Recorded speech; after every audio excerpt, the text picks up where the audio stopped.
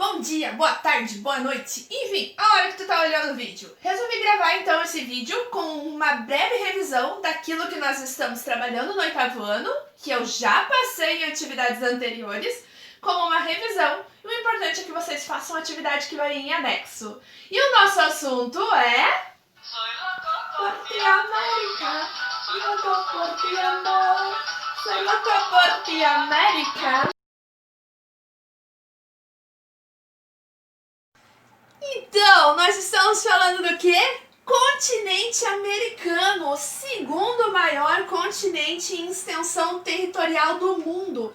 42 milhões de quilômetros de extensão de norte a sul.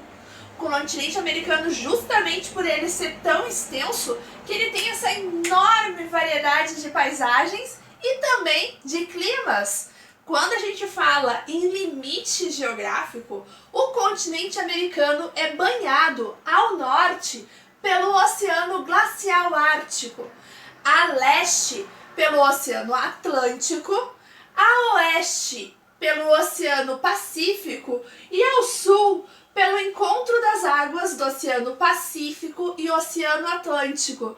Vai dizer se não é lindo o nosso continente americano?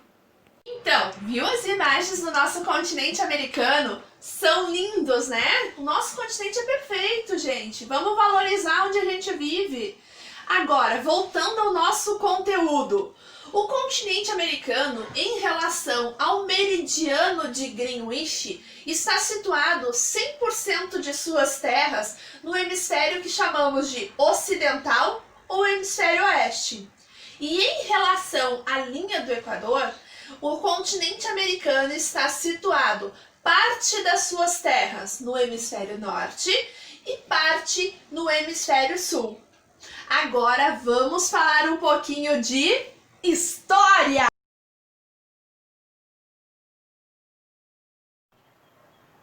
Então, falando um pouquinho de história, o continente americano ele foi descoberto no período das grandes navegações. A sua colonização foi ora pacífica, ora super violenta e, digamos de passagem, mais violenta para determinados povos e regiões do que pacífica.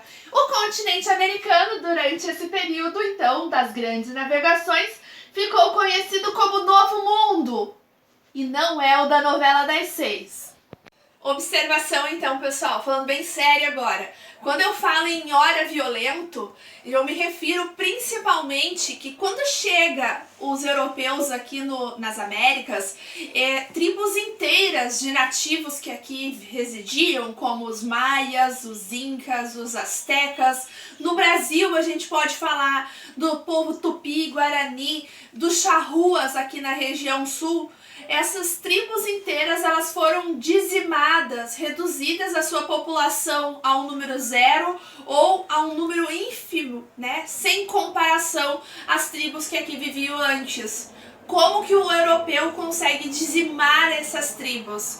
No momento em que esse europeu chega, ele traz consigo guerras, arma de fogo e também doenças, como uma simples gripe, varíola, sarampo e outras doenças contagiosas que, para o homem branco, ele já tinha anticorpos para se proteger. O índio, não, ele não tinha nenhum anticorpo. Então, uma doença simples como uma gripe era letal para tribos inteiras que ali viviam. Então, quando a gente fala de América, é importante retomar alguns pontos que eu já falei para vocês. A América, ela é regionalizada de acordo com alguns critérios. Pode ser critérios culturais ou critérios geográficos. Todo mundo aqui já sabe quais são os critérios, né? Já esqueci, professora. Tá bom, vale a pena relembrar. Vamos lá, aproveitando o vídeo então. Critério geográfico é aquele que leva somente como influência a localização geográfica ou a proximidade geográfica. De acordo com o critério geográfico, o nosso continente americano é dividido em 3 partes: América do Norte, América Central e América do Sul. Na América do Norte, a gente tem 3 países importantes: Estados Unidos, Canadá e México. Na América Central, a gente tem uma série de ilhas aqui que compõem essa parte da América Central. E na América do Sul, 12 países importantes, inclusive Brasil. Que Brasil brasileiro!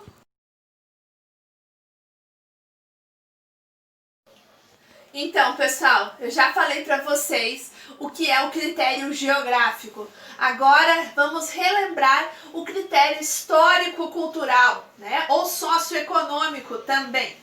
De acordo com esse critério, o continente americano ele é dividido em 2 partes: América anglo-saxônica e América latina.